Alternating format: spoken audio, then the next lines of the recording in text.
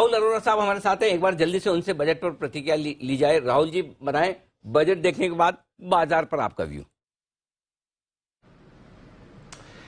बहुत ही पॉजिटिव है अनिल जी, जैसे मार्केट का रिएक्शन है।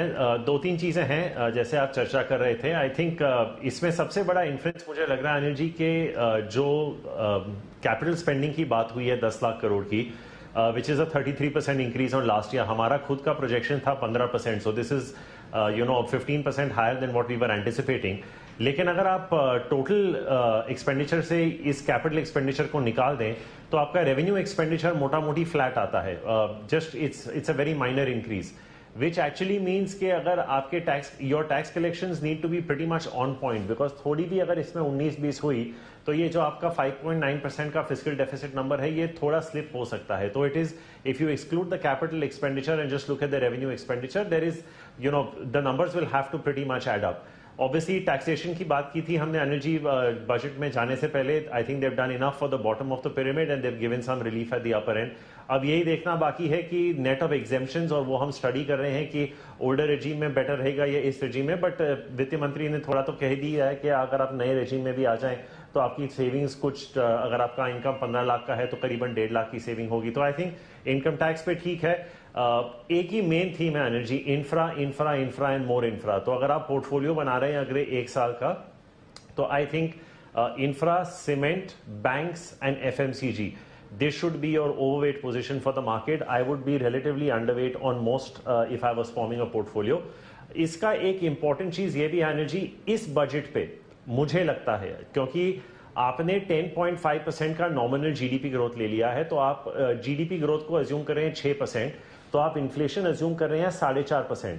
तो अगर आप 5.9% का फिजिकल डेफिसिट अज्यूम कर रहे हैं और 4.5% का inflation, I will stick my neck out, Anil ji, and say that RBI is not going to hike rates next week. I think the RBI, basis this document and the inflation projections, is done with interest rate hikes. I would be shocked to see the RBI now go ahead and hike interest rates.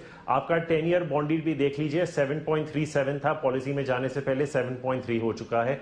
सो जैसे नवनीत जी भी बता रहे थे, I think it's a very interesting positioning from a fixed income stand on how you want to view it. But all thumbs up. एक ही clarification देना चाहूंगा अनिल जी आपके व्यूअर्स के लिए, क्योंकि आईटीसी पे बात हुई थी और मैं आईटीसी को ट्रैक करता हूं। ये जो 16% की जो रेट हाइक की बात हुई है टैक्सेस की, this is not applicable to ITC's complete portfolio. I think your viewers need to understand that this is just on a section of the portfolio where we believe that there is reasonable amount of pricing power. So I think that needs to be put into context. This is not a blanket 16% rate hike on ITC's products. It is on select products where they reasonably have good pricing power. So I think infra, personal income tax, and the fact that you had no mention of LTCG. And Anuji, I think this is the beginning of rationalization of taxes at the upper end. तो अभी तो आपने देखा है कि 42 का 39 हो गया है। I think the government is now very confident with its GST collections and other revenue receipts कि ये progressively नीचे भी आ सकता है, which is why you have the Nifty up 250 points.